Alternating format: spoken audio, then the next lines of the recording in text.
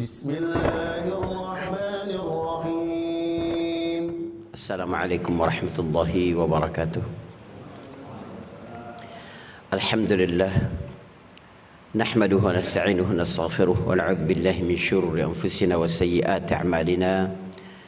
May yahdihillahu fahuwal muhtadi wa may yudlil falan tajida lahu waliyyan mursyida.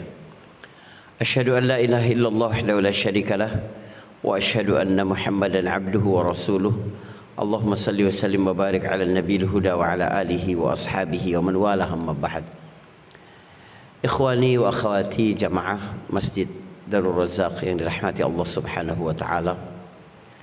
Hari ini alhamdulillah atas kesehatan, keimanan, atas kecondongan hati untuk memulai hari dalam ketaatan kepada Allah Subhanahu wa taala. Insya Allah hari ini kita bersama beberapa ayat yang penuh berkah untuk mengingatkan kepada kita tentang keagungan Allah Subhanahu wa taala dan betapa kerdilnya manusia di depan Allah dan kekuasaannya. Kita bicara tentang satu ayat yang berbicara, yang membahas kekuasaan secara umum, kekuasaan secara khusus, dan kepemilikan secara umum. Kita mentadabburi ayat Allah Subhanahu wa taala dalam surat Ali Imran ayat ke-26. Saya bacakan ayat 26 dan 27 sebab ada kaitan yang kuat tentang bagaimana harmoni ayat-ayat Al-Quran ketika bicara topik tertentu lalu dikaitkan dengan ayat setelah atau sebelumnya. Allah Subhanahu wa taala berfirman, A'udzu billahi minasyaitonir rajim. Qulillahumma malikal mulki tu'til mulka man tasha' wa tanzi'ul mulka mimman tasha' wa tu'izzu man tasha' wa tudhillu man tasha' biyadikal khair innaka 'ala kulli syai'in qadir. Tulijul laila fin nahari wa tulijun nahara fil lail wa tukhrijul hayya minal mayyiti wa tukhrijul mayyita minal hayy wa tarzuqu man tasha' bighairi hisab. Saudara, Nabi diperintahkan oleh Allah pada ayat ini untuk mengatakan, katakan ya Muhammad, Allahumma malikal mulki, wahai Allah yang memiliki kerajaan, Engkau memberikan kerajaan, Engkau memberikan kekuasaan kepada siapa yang Engkau kehendaki, dan Engkau mencabutnya, mencabut kekuasaan dari siapa yang Engkau kehendaki, dan Engkau memuliakan siapa yang Engkau kehendaki, dan Engkau menghinakan, merendahkan siapa yang Engkau kehendaki. Di tanganmu lah kebaikan, sesungguhnya Engkau Maha Kuasa atas segala sesuatu. Engkau memasukkan malam di dalam siang dan memasukkan siang di dalam malam. Engkau yang mengeluarkan kehidupan dari kematian dan mengeluarkan kematian dari kehidupan. Dan Engkau memberi rezeki kepada siapa yang Engkau kehendaki tanpa perhitungan. Katakan ya Muhammad, seluruh perintah kepada Nabi sallallahu alaihi wasallam pada asalnya juga perintah kepada orang-orang yang beriman. Apa yang diperintahkan oleh Allah di sini? Untuk mengatakan apa? Untuk mengatakan Allahumma malikal mulk. Ini satu tauhid yang agung sekali. Kata Allahumma itu memiliki keunikan tentang lafzul jalalah, di mana panggilan kepada Allah Subhanahu wa taala digantikan dari ya Allah menjadi Allahumma. itu khusus untuk Allah saja. Maka kata lain tidak menerima perubahan itu. Kita memanggil makhluk ya Muhammad, ya Umar, ya Ali. Tapi Allah Subhanahu wa taala dapat dipanggil ya Allah menjadi Allahumma. Sebagaimana sumpah Allah bersumpah demi makhluk-makhluk menggunakan alat sumpah wadduha, wal fajri, wal asri. Tapi ada alat sumpah yang hanya digunakan untuk nama Allah, yaitu ta. Jadi tallahi hanya untuk Allah, tidak bisa masuk kepada kata-kata lain. Hanya lafzul jalalah lah yang menerima huruf ta. Ada kucing, masya Allah, ikut ngaji. Yang menerima huruf ta, tallahi, gak apa-apa. Ya Allah, Engkaulah yang memiliki. Sallallahu alaihi wasallam. Ternyata mengganggu dia. Izin, Pak. Masya Allah. Ini kucing masjidnya berarti.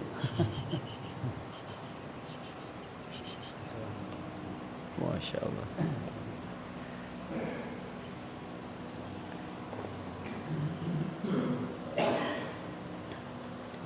Malikal mulk, yang memiliki kekuasaan.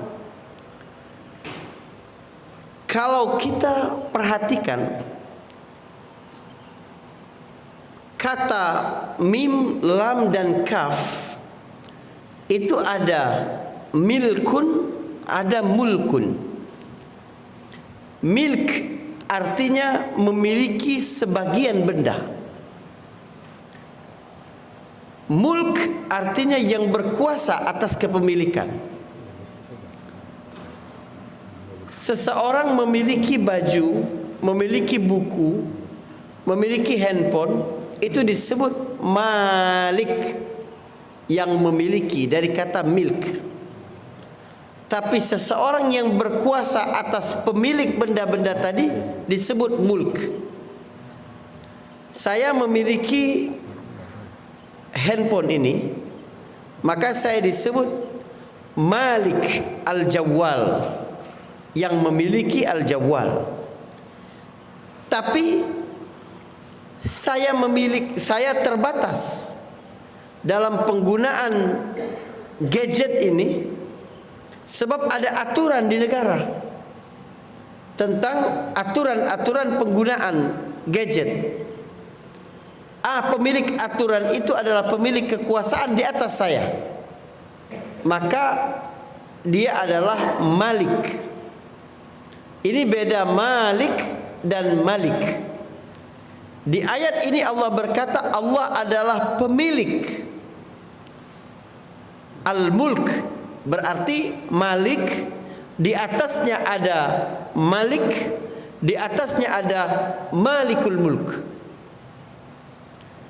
Jangan pernah beranggapan bahwa ada seseorang yang dapat melakukan sesuatu karena kekuasaannya tanpa izin Allah Subhanahu wa taala. Artinya dia melakukan sesuatu dalam koridor kekuasaan dan kekuatannya itu atas izin Allah. Termasuk kezaliman, Ustaz. Termasuk kezaliman. Tapi Allah maksudnya mengizinkan seseorang melakukan itu bukan selalu berarti meridhoinya.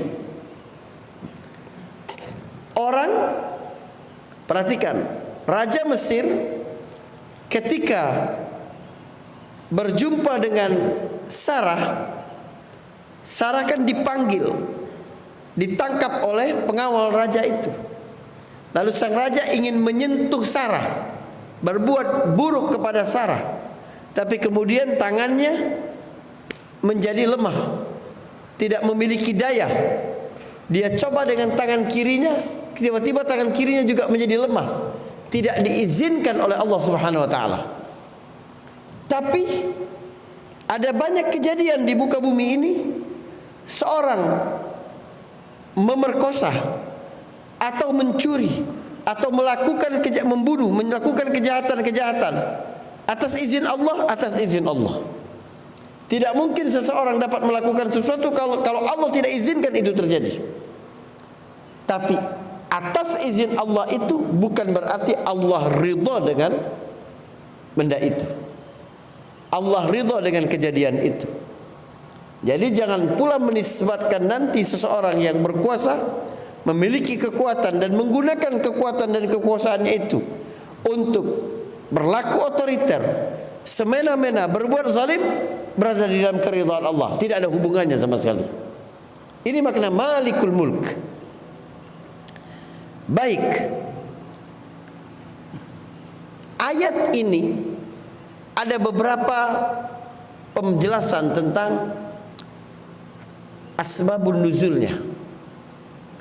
Ada yang berkata dia turun ketika Nabi sallallahu alaihi wasallam dapat membebaskan kota Mekah. Nabi berkata, Nabi menjanjikan kepada umatnya bahwa kamu juga akan berkuasa atas Romawi dan Persia. Orang-orang munafik dan orang-orang Yahudi menertawakan itu. Bagaimana mungkin Muhammad bermimpi memiliki Persia dan Romawi?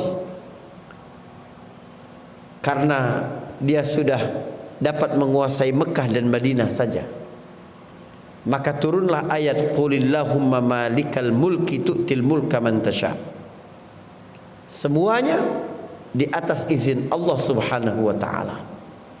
Jadi siapapun yang berkuasa di atas muka bumi ini itu terjadi atas izin Allah, tapi tidak bermaksud, tidak selalu bermakna dia di atas keridhaan Allah Subhanahu wa taala. Seseorang memperoleh kekuasaan, nanti disebutkan di sini tu'til mulka, dia memberikan kekuasaan. Allah memberikan kekuasaan. Apakah itu berarti Allah ridha dengan seseorang itu? Tidak. Cuma Allah mengatakan kalau Allah tidak berkehendak, apapun usaha kamu tidak mungkin dapatkan itu. Sebagaimana Allah Subhanahu wa taala memberikan seseorang air, memberikan seseorang makanan, tapi bisa jadi seseorang itu memilih cara yang buruk dalam memperolehnya. Seseorang sudah dicatat bahwa dia dapat rezeki segelas air. Siapa yang memberi air itu? Allah. Tapi mungkin tidak seseorang mendapatkan air itu dengan jalan mencuri. Mungkin. Lalu dia berhasil mencuri air itu, dia dapat air itu karena Allah izinkan itu. Tapi bukan berarti Allah ridhoi itu. Ini saya sampaikan ya, agar kita siap-siap nanti untuk faham bahwa jika ada seseorang yang naik ke tampuk kekuasaan, itu tidak bermakna Allah selalu ridha dengan dia, tidak. Tetapi ayat ini ingin mengatakan bahwa kamu jangan sombong ketika berkuasa. Sebab itu semua dari Allah. Maka seharusnya kamu mengambilnya dengan cara yang benar. Sebab seseorang naik ke tampuk kekuasaan, kadang melalui jalur yang konstitusional, kadang melalui penipuan, kadang melanggar etika, kadang melalui revolusi berdarah. Tapi kamu harus ingat bahwa di atas kekuasaanmu itu ada pemiliknya, Malikal Mulk, yaitu Allah Subhanahu wa taala. Hadis Nabi SAW riwayat muttafaqun alaih. Yatwillahu as-samawati yaumal qiyamah thumma ya'khudhuha biyadihi wa yaqulu thumma yaqulu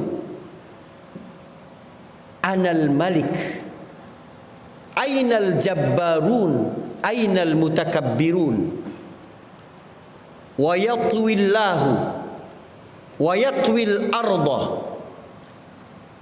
biyadihil yusra. Ya, bentar, saya takut salah.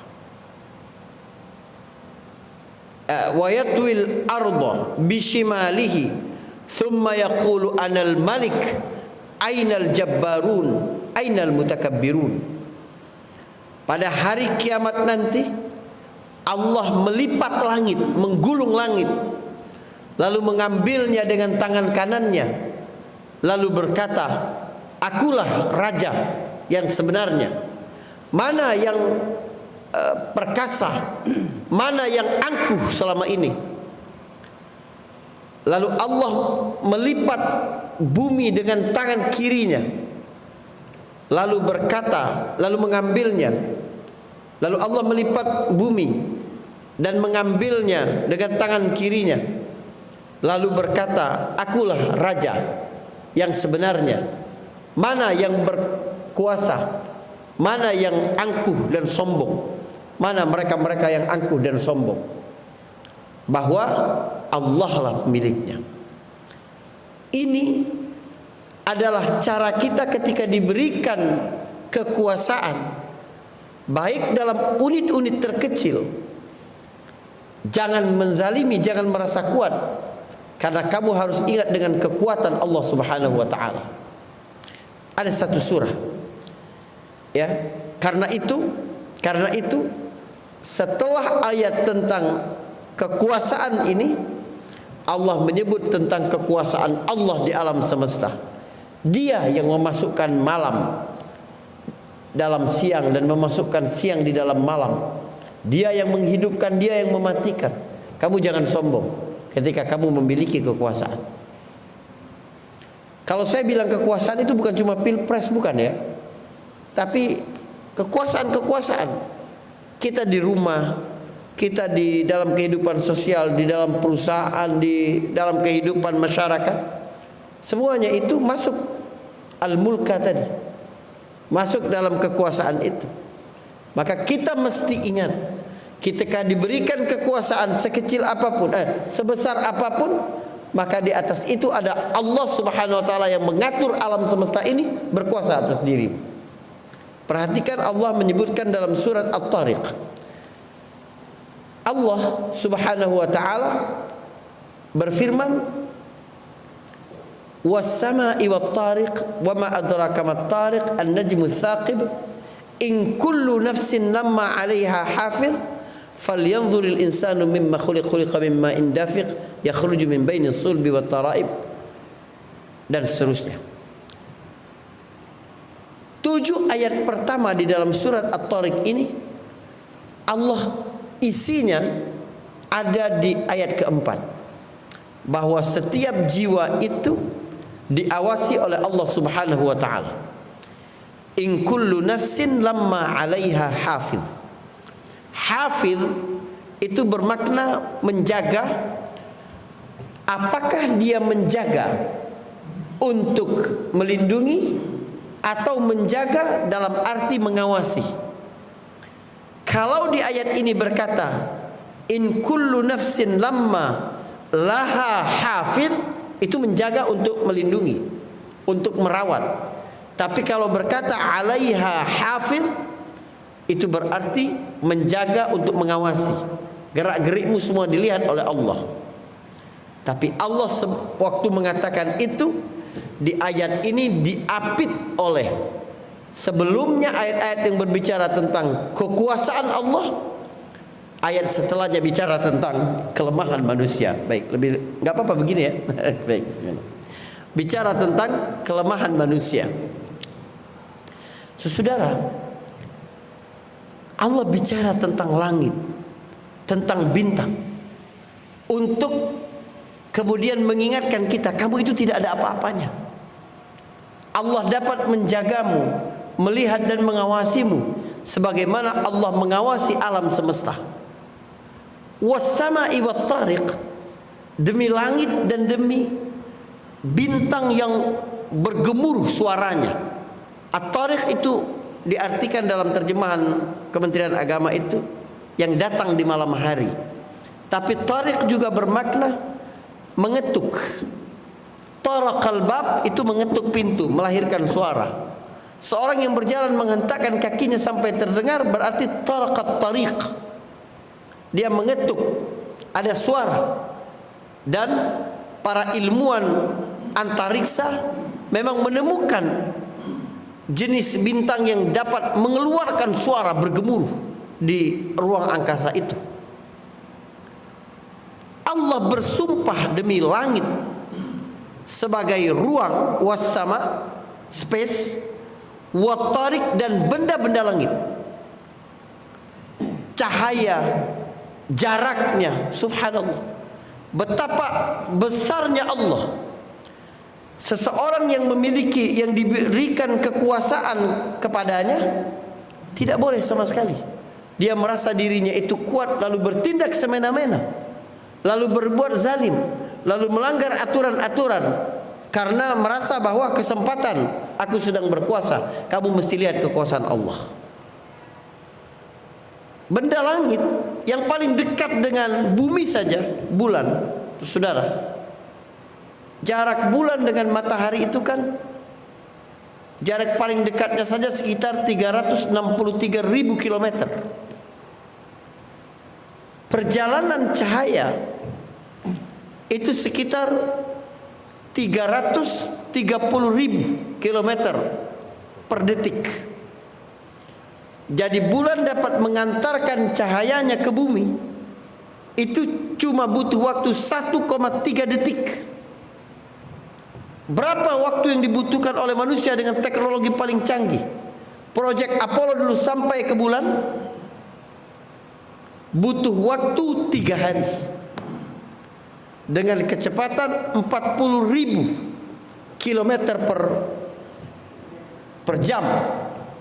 40.000 kilometer per jam. Itu pun harus menghabiskan dana 24 triliun dolar dalam setiap jam perjalanannya. Tapi Allah memiliki benda-benda langit. Bintang paling jauh yang dilihat oleh manusia pada hari ini, ya, ada yang mencapai 4 juta tahun perjalanan cahaya. Berapa jauh itu dan berapa besar itu? Lalu mengapa ada manusia yang kemudian diberikan, dititipkan kekuasaan sedikit saja dalam kehidupannya, lalu dia bertindak semena-mena? Katakan ya Muhammad, Allahumma malikal mulk, Allah lah pemilik segalanya. Termasuk apa yang sekarang, ya, kekuasaan-kekuasaan, kekuatan-kekuatan, semuanya milik Allah Subhanahu wa taala. Tu'til mulka man tasha, engkau mendatangkan kekuasaan kepada siapa yang engkau kehendaki. Wa tanzi'ul mulka mimman tasha, dan engkau mencabut kekuasaan itu dari siapapun yang engkau kehendaki. Tu'til mulka berarti Allah lah yang memberi. Tapi kata tanzi'ul mulk, mencabut kekuasaan, an-naza' itu berarti mencabut sesuatu dengan cepat dan paksa. Untuk mengingatkan kepada kita dua hal. Ketika kamu berkuasa, kapanpun kamu bisa jatuh. Dan ketika seseorang berkuasa, yang kedua, ketika seseorang berkuasa, seseorang biasanya tidak mau melepaskan kekuasaannya, maka harus dicabut. Jadi tanzi'ul mulk ada makna dipaksa, ada makna dengan cepat. Sebab orang kalau sudah berkuasa, itu tidak mau melepaskan jabatannya, tidak mau melepaskan kekuasaannya. Selalu dia berusaha untuk mempertahankan itu. Tapi Allah berkata, wa tanzi'ul mulka mimman tasha. Allah mencabut ya secara cepat dengan paksa kekuasaan dari orang-orang yang engkau inginkan. Ini juga diperintahkan Allah kepada Nabi untuk mengatakan kepada orang-orang musyrik, karena mereka berkata, wa qalu laula nuzila hadzal Qur'an ala rajulin minal qaryataini 'azim. Mereka berkata, kenapa Quran ini tidak Allah turunkan kepada laki-laki yang paling mulia, yang paling agung di dua kota, yaitu Mekah dan Taif. Mereka menyebutkan Al-Mughirah yang ada di Mekah, dan satu lagi yang ada di Taif, Amru atau siapa itu, saya lupa nama. Tapi Allah berkata, apakah mereka ayaqsimuna rahmata rabbik? Apakah mereka mencoba membagi-bagi rahmat Tuhanmu? Allah memberikan kepada siapa yang Dia kehendaki. Itu makna tu'til mulka man tasha wa tanzi'ul mulka mimman tasha. Baik. Wa tu'izzu man tasha wa tudhillu man tasha. Allah memuliakan siapa yang Dia kehendaki, dan Allah Subhanahu wa taala menghinakan siapa yang Dia kehendaki pula. Engkau menghinakan siapa yang engkau kehendaki. Di dalam ayat ini terdapat 4 kata kerja: memberi kekuasaan, mencabut kekuasaan, memuliakan, dan menghinakan. Dan Allah Subhanahu wa taala dalam setiap kata kerja itu selalu mengingatkan bahwa kata kerja itu dilakukan oleh Allah sesuai dengan kemauan Dia. Tidak ada campur tangan makhluk, bahwa segala sesuatu karena aku ingin lakukan itu. Jika semua pekerjaan itu dilakukan dengan kehendak Allah Subhanahu wa taala, kenapa Allah harus mengulangnya dalam setiap kata? Allah tidak berkata di akhir langsung, tu'til mulka wa tanzi'ul mulka wa tu'izzu wa tudhillu man tasha. Paham? Engkau memberi kekuasaan dan mencabut kekuasaan, dan memuliakan seseorang dan menghinakan seseorang atas siapa yang engkau kehendaki. Atau minimal Allah cukup mengatakan 2 kali saja. Sebab selama ini manusia selalu berpikir bahwa seseorang yang diberikan kekuasaan berarti dimuliakan, seseorang yang diambil kekuasaan berarti dihinakan. Maka ayat itu bisa berbunyi, tu'til mulka wa tu'izzu man tasha wa tanzi'ul mulka wa tudhillu man tasha. Engkau memberikan kekuasaan dan memuliakan siapa yang engkau kehendaki. Engkau mencabut kekuasaan dan menghinakan seseorang sesuai dengan engkau kehendaki. Tapi semua kata kerja di sini berjalan secara independen untuk menunjukkan bahwa seseorang diberikan kekuasaan oleh Allah tidak otomatis berarti Allah memuliakan dia. Seseorang yang diambil kekuasaan darinya tidak otomatis Allah menghinakan dia. Ada seseorang yang justru diberikan kekuasaan, justru itu adalah cara Allah menghinakan dia.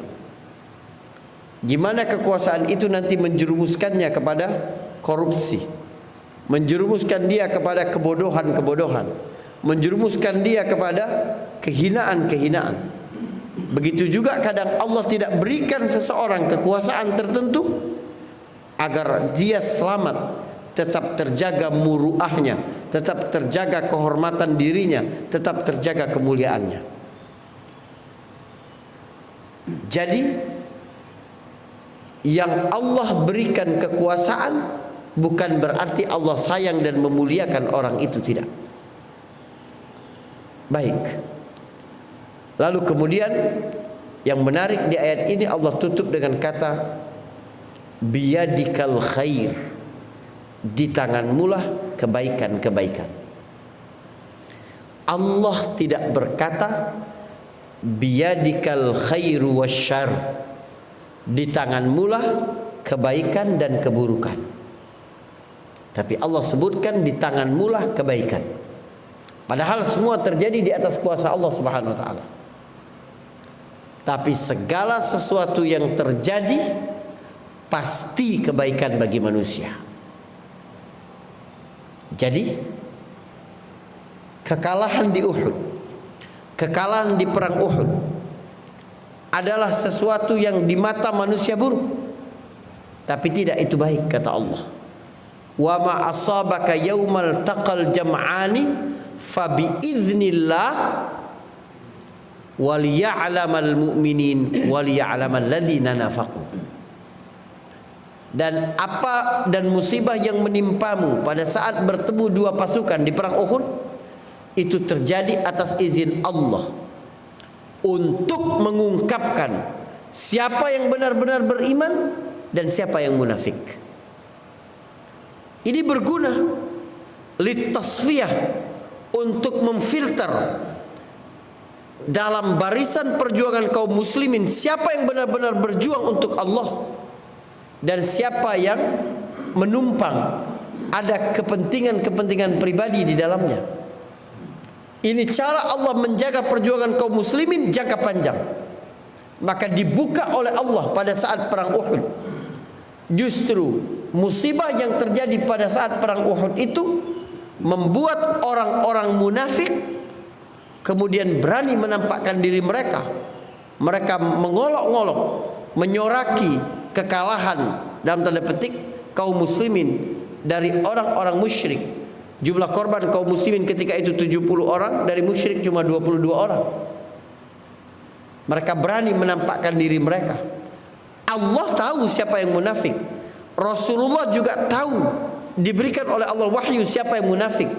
Tapi Allah ingin umat Islam tahu sampai hari kiamat mana ciri-ciri orang munafik, bagaimana perilaku mereka dalam perjuangan. Maka itu juga kebaikan bagi umat manusia.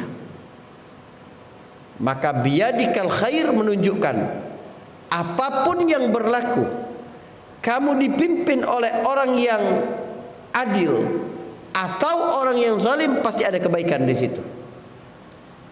Kita belum siap, kita belum solid, kita belum cerdas, kita belum berjamaah dengan baik, kita belum, itu harus dievaluasi semua. Ketika memang kekuasaan di tangan pihak-pihak yang menzalimi kaum muslimin, menzalimi umat, menzalimi rakyat, ya, berarti ada harus diperbaiki muhasabah ke dalam diri kita. Justru kalau diberikan Allah pada saat itu kita belum siap dan kita menjadi lengah, kita menjadi lemah, dan itu justru berakibat buruk jangka panjang dalam kehidupan kita. Jadi adanya Fir'aun yang membuat kebijakan laki-laki harus dibunuh, perempuan dibiarkan hidup dari Bani Israel, itu pasti ada kebaikan di dalamnya. Sebab biyadikal khair, di tangan engkaulah kebaikan-kebaikan. Innaka ala kulli syai'in qadir, engkau berkuasa atas segala sesuatu. Saudaraku, yang juga perlu diperhatikan ketika bicara tentang kekuasaan ini adalah bagaimana imbasnya pada hari kiamat nanti. Segala sesuatu yang berlaku di atas dunia ini, termasuk muamalah-muamalah, maka dia diminta pertanggungjawaban di akhiratnya nanti. Seseorang yang berkuasa, bagaimana dia menggunakan kekuasaan itu, pasti diminta pertanggungjawaban oleh Allah Subhanahu wa taala. Sebagaimana pedagang juga begitu. Aktivitas berdagangnya di dunia itu berimbas nanti nasib dia di akhirat. Dalam hadis riwayat Tirmizi Nabi bersabda, "At-tajirus saduqul amin ma'an nabiyyin wasyuhada'i was-siddiqin wa ma'an nabiyyin was-siddiqin wasyuhada." Seorang pedagang yang jujur, yang amanah itu nanti bersama para nabi, bersama siddiqin, bersama syuhada pada hari kiamat nanti. Jadi jangan menganggap aktivitas berbisnis itu kecil, ya, efeknya dalam nasib di akhirat seseorang. Tidak. Bagaimana manusia menuntut ilmu, bagaimana manusia memerintah, bagaimana manusia berbisnis atau mendidik juga begitu. Ya, man kana lahu salasu banat, kata Nabi, siapa yang punya 3 orang anak perempuan, fayu'addibuhunna wa ya'wihinna wa yarhamuhunna, mendidiknya, menyayanginya, mengasuhnya, wajabat lahul jannah, dia menjadi syarat seseorang itu dapat masuk surga. Ya, sebagai balasan dari Allah Subhanahu wa taala, dia pasti masuk surga karena dia mendidik anak perempuannya itu dengan benar tadi. Jadi segala sesuatu harus kita melihat kekuasaan Allah Subhanahu wa taala dan melihatnya sebagai bentuk pertanggungjawaban di akhirat kelak. Ini ayat 26 di dalam surat Ali Imran. Mungkin itu yang bisa saya sampaikan. Ya. Kita bisa diskusi dan tanya jawab insyaallah.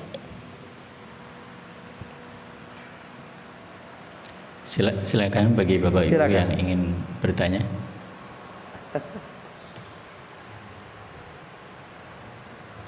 Bismillah. Ustaz, bahwa segala sesuatu yang terjadi di masa depan adalah sesuatu yang gaib, di mana hanya Allah saja yang mengetahuinya dan berkehendak. Kemudian konteksnya dengan kondisi kita saat ini, di mana beberapa hari ke depan kita akan memilih pemimpin. Ada sebagian orang yang menganggap bahwa tidak perlu kita ikut terlibat dalam memilih karena memang Allah sudah tentukan siapa yang akan terpilih gitu. Itu gimana Ustaz? Orang itu kerja apa di rumah saja tiap hari? Ada, cuman mereka tidak terlibat untuk ikut memilih gitu, dengan alasan ayat tadi. Dia setiap harinya itu makan dari mana dia? Kerja atau di rumah saja dia? Makanannya datang sendiri? Tentunya bekerja ya. Bekerja ya gitu ya. Suruh dia nggak usah kerja. Karena sudah ditentukan Allah juga rezeki. Ya. Jadi dia kalau tidak bekerja di rumah terus, rezekinya tetap dia dapatkan karena itu janji Allah. Dia akan jawab apa nanti? Kita wajib berikhtiar, wajib berusaha. Mencari rezeki itu wajib. Begitu juga dalam ikhtiar memilih pemimpin yang baik. Jadi kalau kita bicara tentang hasil, kita bicara wilayah Allah. Tapi manusia itu diminta pertanggungjawaban dalam prosesnya. Kita itu akan diminta pertanggungjawaban. Kenapa kita harus amar ma'ruf nahi mungkar? Kalau memang sesuatu itu terjadi, ya terjadi. Tapi kita diminta untuk nahi mungkar, mencegah kemungkaran itu, karena ada kewajiban di situ. Kenapa kita diminta tawasau bil haq, tawasau bis sabar, sementara hidayah di tangan Allah Subhanahu wa taala? Kamu tidak penting memastikan orang itu dapat hidayah apa tidak. Yang penting adalah kamu menjalankan perintah untuk tawasi bil haq, tawasi bis sabar. Begitu juga dalam memilih pemimpin. Ya, ada kewajiban untuk memilih. Kenapa Abu Bakar As-Siddiq bersama Umar bin Khattab dan Abu Ubaidah bin Al-Jarrah pergi ke Saqifah Bani Sa'idah ketika orang-orang Ansar berkumpul untuk berbaiat kepada Sa'ad bin Ubadah? Kalau memang Allah sudah catat bahwa yang jadi khalifah adalah Abu Bakar, nggak usah berusaha lagi Abu Bakar. Abu Bakar bukan berusaha untuk dia jadi pemimpin ya, tapi Abu Bakar mencoba mengingatkan bahwa Nabi SAW sudah menyebutkan bahwa pemimpin itu harus dari Quraisy. La yuslihu hadzal amr illa li Quraisy. Dalam urusan kepemimpinan Tidak ada yang bisa kecuali Quraisy. Itu yang disampaikan Abu Bakar kepada Sa'ad bin Ubadah. Ya Abu Ubadah, kamu mendengar Nabi ketika berkata itu dan engkau waktu itu duduk, kata Abu Bakar. Sampai Sa'ad bin Ubadah berkata, sadaqta, benar engkau. Minnal wuzara wa minkumul umara. Kalau begitu dari kami yang membantu jadi wazir, jadi menteri. Kami yang membantu menopang itu. Tapi pemerintahan itu dari kalian orang-orang Quraisy. Kita itu cuma akan dihisab proses-proses kita.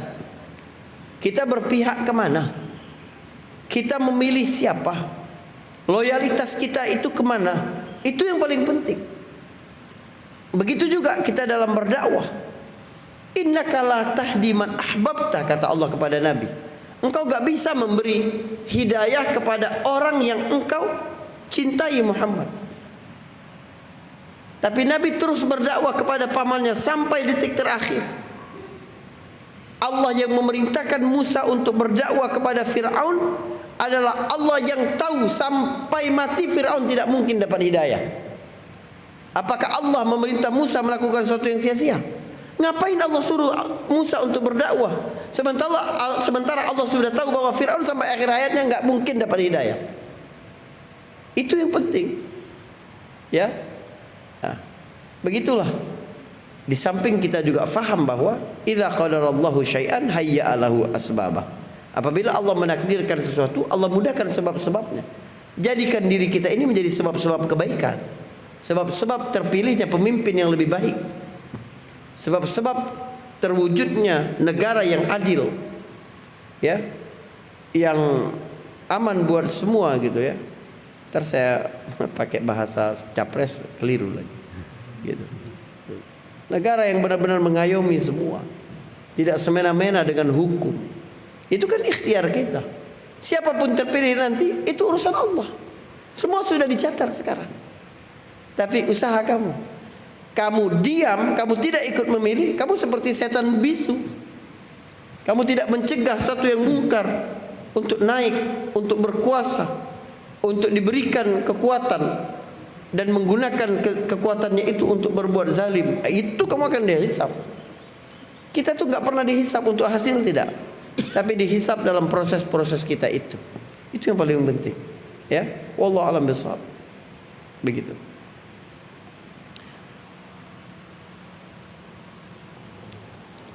Alhamdulillah, tafadhol Bapak Ibu yang lain dipersilakan. Masya Allah. Jadi ke bilik suara ya, tanggal 14 nanti, jangan diam saja.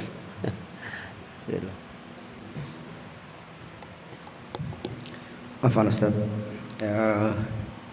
karena syukran sebelumnya atas tadabbur terkait dengan surah Al-Imran ayat 26 ini.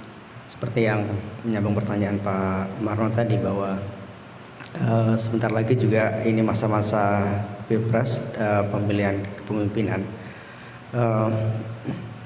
Tadi sudah disebutkan bahwa kita harus berusaha untuk berikhtiar untuk memilih pemimpin yang baik. Terus kemudian setelah itu siapapun yang terpilih itu adalah ranahnya Allah.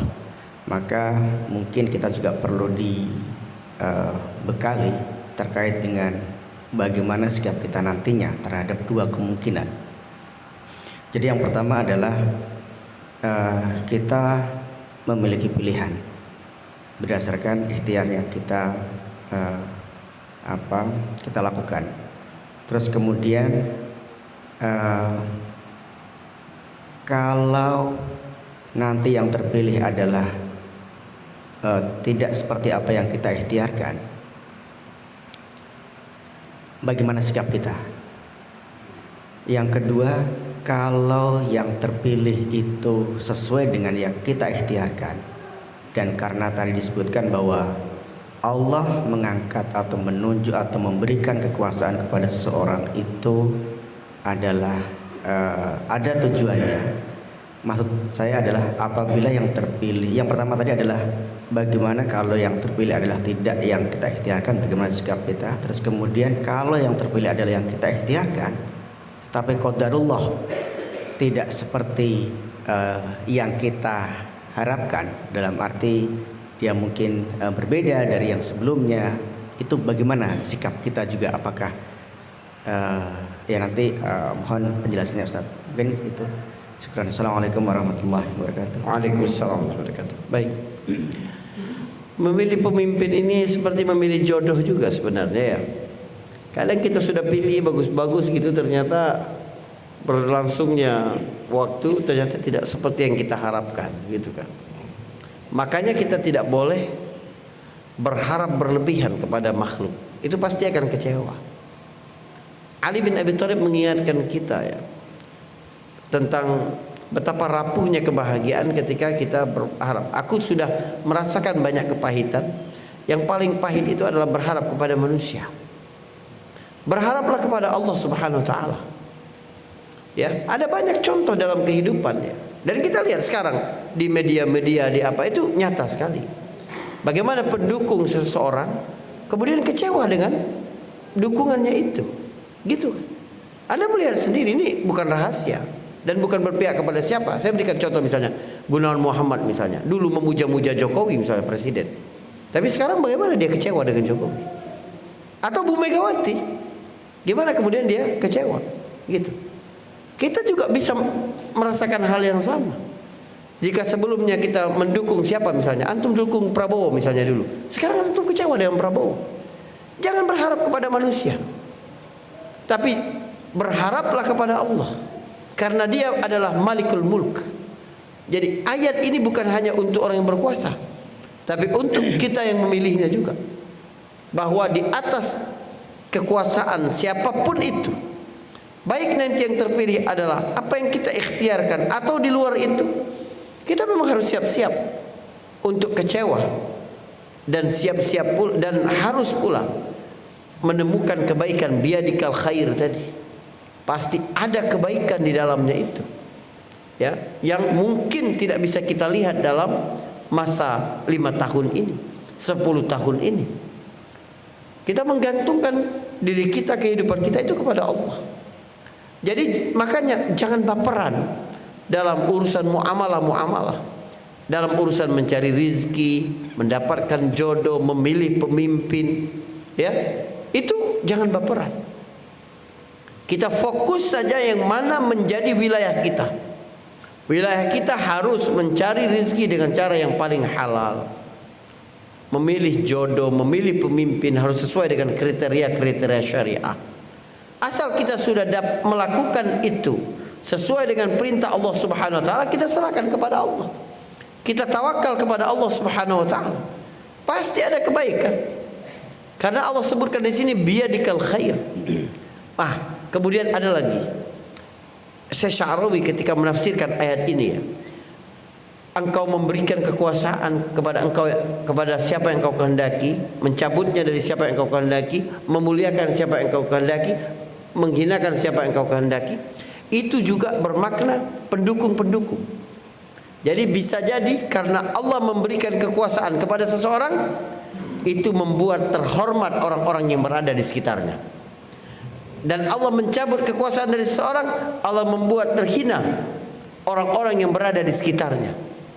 Ya, atau Allah Subhanahu wa taala begini. Allah Subhanahu wa taala meletakkan kekuasaan kepada si A, lalu kemudian para pendukung-pendukung si A menjadi mulia di mata manusia. Begitu juga ketika Allah Subhanahu wa taala mengambil kekuasaan dari si B, maka Allah Subhanahu wa taala menghinakan di mata manusia pada kelompok-kelompok yang mendukung si B itu. Selalu begitu. Jadi makanya kita tidak boleh menggantungkan kebahagiaan, menggantungkan harapan kepada istri, kepada pemimpin, kepada bos kita, kepada atasan kita, tidak boleh. Seluruhnya kepada Allah Subhanahu wa taala. Jadi kita memang memimpin itu sebagai ikhtiar kita. Ikhtiar itu adalah jalan syariat. Jalan syariat itu dapat pahala kalau kita melakukan dengan aturan Allah, berdosa jika kita tidak melakukan dengan aturan Allah. Siapa yang menikah untuk mencari kekuasaan, Allah tidak tambah kecuali kefakiran. Siapa yang menikah untuk menambah kemuliaan, Allah tidak tambah kecuali kehinaan. Hadis Nabi begitu. Jadi mencari jodoh harus karena Allah. Lihat agama dia. Mencari pemimpin juga begitu. Bukan karena ada kepentingan kita di dalamnya. Jadi walaupun orangnya tepat, tapi mendukung bukan karena Allah, karena ada kepentingan di situ, itu juga keliru. Ya, maka itu juga tidak diridhoi oleh Allah Subhanahu wa Ta'ala. Jadi kita gak usah bicara hasil, gak usah. Hasil itu urusan orang KPU nanti, gitu kan. Kita bicara bagaimana proses, bagaimana kita bisa mengajak, ikhtiarkan siapa yang lebih baik dalam timbangan agama, siapa yang paling takut kepada Allah, siapa yang paling mengerti agamanya, siapa yang paling amanah, siapa yang punya track record dalam fatanahnya, siapa yang kita tahu itu. Dan kita berikhtiar itu, dan kita berdakwah kepada orang yang bisa kita ajak untuk sama-sama demi kecintaan kita kepada republik ini. Wallahu a'lam bishawab, ya. Baik. Mungkin itu. Yang lain silakan. Baik, Pak. Silakan, Pak. Waalaikumsalam warahmatullahi wabarakatuh. Nanya satu apa dua? Satu aja, Pak. Iya, betul. Satu aja. Pertanyaannya bukan ini, Ustaz. Demokrasi ini kan yang bikin kita ditipu ya, Ustaz. Karena satu suara satu orang itu, Ustaz. Artinya bisa saja orang mempengaruhi orang-orang bodoh yang punya suara sama dengan satu orang yang mungkin menurut kita mahal atau etikanya lebih baik. Jadi ya memang kita siap-siap kecewa, ya artinya dengan harapan yang baik ya, Ustaz. Karena tidak bisa kita membandingkan satu orang satu suara orang baik dengan banyak orang bodoh pada saat ini ya, Ustaz. Artinya kita juga maklum ya, karena inilah proses bagaimana kebaikan itu, kita mengarah kepada kebaikan. Saya yakin karena semakin kita ini pasti nanti akan Islam dimenangkan. Takdirnya demikian, Ustaz. Mungkin itu saja Ustaz tanggapan. Baik. Satu suara yang banyak dipengaruhi oleh ya bansos dan sebagainya. Baik. Terima kasih, Ustaz. Bagus sekali. Jadi seseorang datang kepada Ali bin Abi Thalib waktu beliau menjadi Amirul Mukminin, menjadi khalifah. Kenapa di zaman engkau ini banyak terjadi huru-hara? Kenapa tidak stabil seperti di masa Abu Bakar dan di masa Umar? Ali menjawab mudah sekali. Pada masa Abu Bakar dan Umar itu, rakyatnya itu seperti aku. Sementara ketika aku berkuasa, rakyatku sepertimu. Rakyat seperti engkau ini. Makanya tidak baik.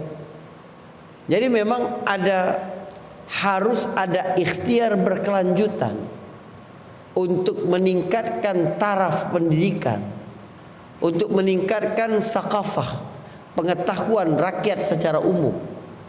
Sebab pemimpin itu adalah cermin dari rakyatnya. Gak mungkin kita berharap dapat pemimpin yang berkualitas kalau mayoritas penduduk tidak berkualitas. Jadi kita punya kewajiban untuk bagaimana memberikan edukasi pendidikan kepada rakyat tentang bahayanya politik uang, tentang bagaimana pemimpin yang baik, tentang bagaimana kehidupan berbangsa ini bisa berjalan dengan benar. Kita harus sampaikan itu.